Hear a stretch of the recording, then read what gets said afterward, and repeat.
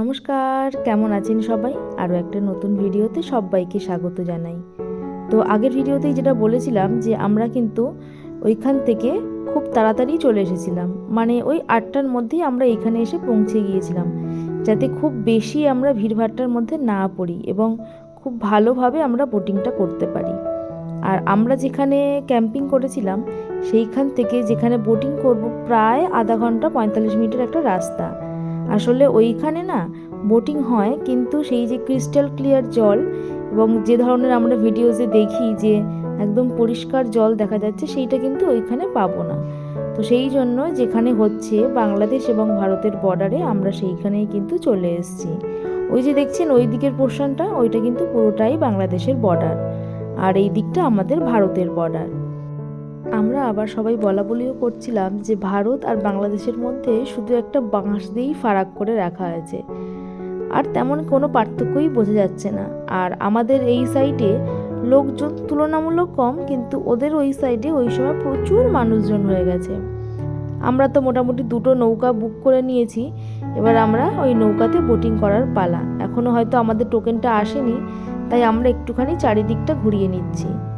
এদের না ওপরে একটা অফিস আছে, সেইখানে টাকাটাকে দিয়ে আপনাকে একটা টোকেন নিয়ে আসতে হবে, এবং এখানে যে সমস্ত বোটের ওপরে তাদের চালকরা আছেন তাদেরকে দেখালে তারা বুঝে যাবে যে কোন টোকেনটা কার জন্য। তো এইভাবে হয়তো একটা সিস্টেম আছে, এবং বললো যখন প্রচুর ফুল টুরিস্ট আসে তখন সবাইকেই তো অ্যাকচুয়ালি সার্কেলিং করে বোটিং করাতে হবে, কারণ সবারই এইটার ওপরেই রুজি রোজগার। তো সেটাই হচ্ছে এই ধরনের এদের একটা সিস্টেম। আর আমরা নিয়েছিলাম টোটাল 2টো বোট, একটা বিথিকাদি ভাস্করদা আর গোলুর জন্য, আর একটা আমাদের জন্য। একটা বোটে চেয়েছিলাম সবাই উঠতে, কিন্তু ওই যে হলো না, ওদের নিয়ম আছে 3 জনের বেশি ওঠা যাবে না। এই যে আমাদের এখন সেই বহু প্রতীক্ষিত বোটিংটা শুরু হয়েছে, কিন্তু মনটা একটু খারাপ হয়ে গেছে জলটা দেখে, কিন্তু কি আর করা যাবে, আবার কখনো আসতে পারবো কিনা তো ঠিক নেই। তাই যা হয়েছে ঠাকুর ঠাকুর করে সেটাই অনেক। এর মাঝে বৃষ্টি না আসুক, শুধু বারবার করে আমি সেটাই বলছিলাম। এদিকে বসতো তো, ওদিকে মুখ করে।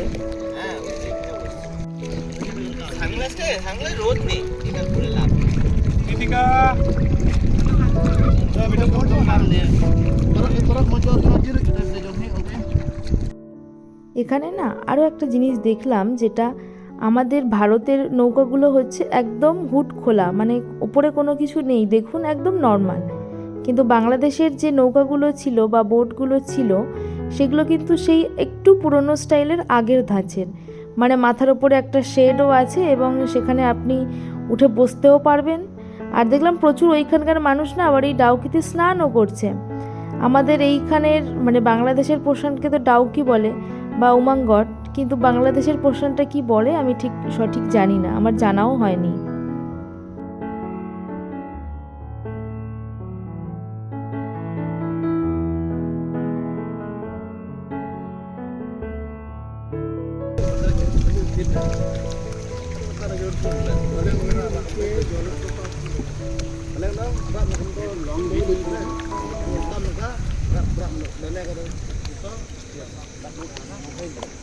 আমি বাংলাদেশে থাকছি না।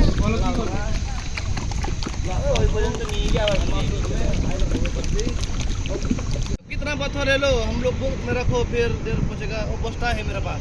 হ্যাঁ बोला बोला फोटो पाइबो। এটা তো জল আছে। জল আছে। দাঁড়া দাঁড়া। আপনি বেটে নাও।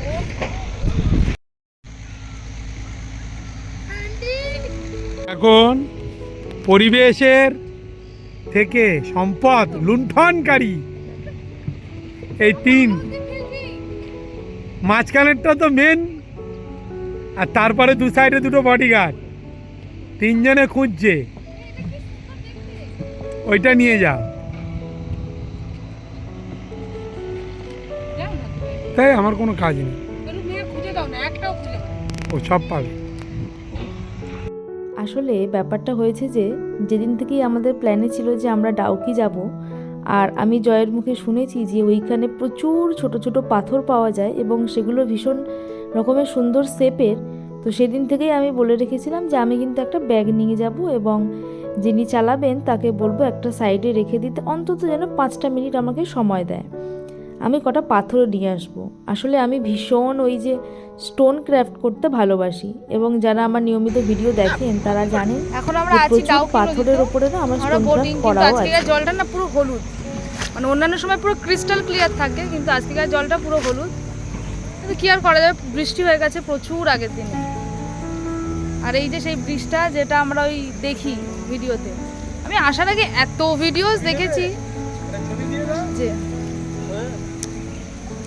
তো ওইদিকে আবার বিথিকাদিরা আছে। এই যে আমরা আছি এইদিকে দুজন, একটা বোটে 3 জন করে, আর পার বোট ফিস নিয়েছে 800। আর যদি এখানে আপনারা র্যাফটিংও করতে পারেন সেক্ষেত্রে লাইফ জ্যাকেট দিয়ে দেবে, তার জন্য আবার পার হেড এক্সট্রা করে 100 টাকা করে পে করতে হবে। তো আমরা এখন যাচ্ছি ধার দিয়ে। এখন যাওয়ার সময় আমরা ওই সাইডটা দিয়ে গেছিলাম, আর আসার সময় আমরা এখন এই সাইডটা দিয়ে আসছি। আমাদের ইন্ডিয়ার মধ্যেই মানে এমন কিছু কিছু জায়গা আছে যেগুলো পুরো হিডেন জ্যাম আগে ছিল। আমার দলে আবার গোলুকেও ভিড়িয়ে নিয়েছি যে চলো তুমি আর আমি দুজনে মিলে পাথর কুড়িয়ে আনবো, তুমি হাফ নেবে আমি হাফ নেব। ও আর আমি বেশ অনেকগুলোই কুড়িয়ে এনেছি, কিন্তু কতটা বয়ে নিয়ে যেতে পারবো জানি না, তবে চেষ্টা করেছি ছোট ছোট কিছু নেওয়ার। আর দেখছেন এই জায়গাগুলোতে যা কি ভালো লাগছে। আপনাকে নিয়ে যাবে ওরা নদীর একটা সাইড দিয়ে, আর আসার সময় নিয়ে আসবে অন্য সাইড দিয়ে। ওই দেখুন আসার সময় কত নৌকা ছিল, কিন্তু এখন সমস্ত বেরিয়ে গেছে ওই যারা এসছে বোটিং করবে তাদেরকে নিয়ে।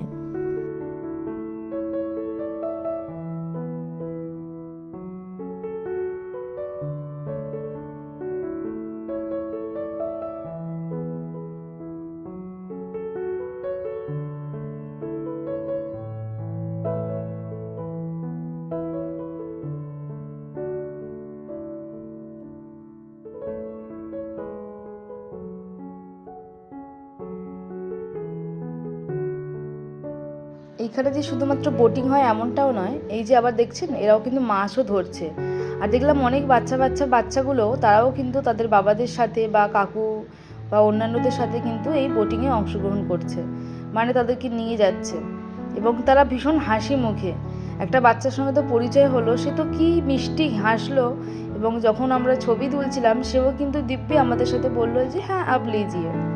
তো চলুন, আমরা মোটামুটি চলে এসেছি আমাদের যে বোটিংয়ের একটা 45 মিনিটের রাইড ছিল সেটা কমপ্লিট করে। ওরা কিন্তু একদম সময় ধরেই আপনাকে এইটা করাবে।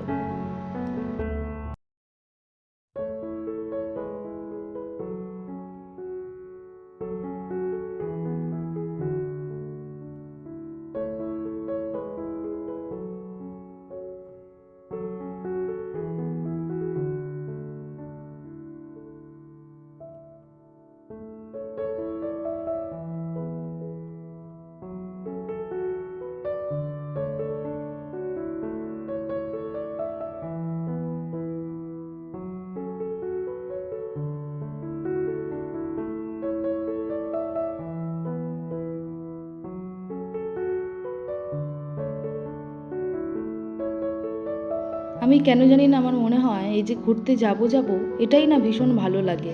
কত দিন ধরে প্ল্যান চলতে থাকে, কত কিছু কেনাকাটা, টুকটাক জিনিসপত্র, যেখানে যাব সেই রিলেটেড কিছু ভিডিও দেখা এবং প্ল্যান করে নেওয়া যে কোথায় কোথায় যাব, কী কী ড্রেস পরবো। কিন্তু ঘুরতে গিয়ে বিশ্বাস করুন কোথা থেকে যেন সেই দিনগুলো হঠাৎ করে বেরিয়ে যায়। মানে নর্মাল দিনেও 24 ঘন্টা থাকে, আর ঘুরতে গেলেও কিন্তু 24 ঘন্টাই থাকে, কিন্তু সেই 24 ঘন্টাটা আর মালুম হয় না। তখন মনে হয় যে এই 24 ঘন্টাটা যদি 48 ঘন্টা হতো কতই না ভালো হতো। আর আমরা যেহেতু কালকে সারাটা দিন জার্নি করেছি, কিন্তু রাতের ঘুমটা ভীষণ ভালো হয়েছে। তার সঙ্গে এত সুন্দর একটা বোটিং দিয়ে যখন দিনটা শুরু হয়, এর থেকে তো আর ভালো কিছু হতেই পারে না। তো চলুন এবার আমরা যাই আমাদের নেক্সট যে ডেস্টিনেশন আছে সেইখানে। তো সবাই ভালো থাকবেন, সুস্থ থাকবেন, সাবধানে থাকবেন। আর আমার এই ছোট্ট ভিডিওটা কেমন লাগলো অবশ্যই কমেন্ট করে জানাবেন। যদি ভালো লাগে একটা লাইক করে দেবেন।